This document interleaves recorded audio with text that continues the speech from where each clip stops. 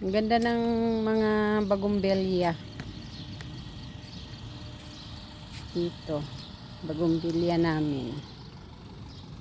Ang ganda. Sarap talaga ang bahay pag may mga halaman, may mga bulaklak. Yan ang nakapagpapaganda sa bahay. Gaano man kaganda ang bahay mo kung walang halaman, hindi maganda. Gaano man kaganda ang pang beautification talaga yung mga bulaklak.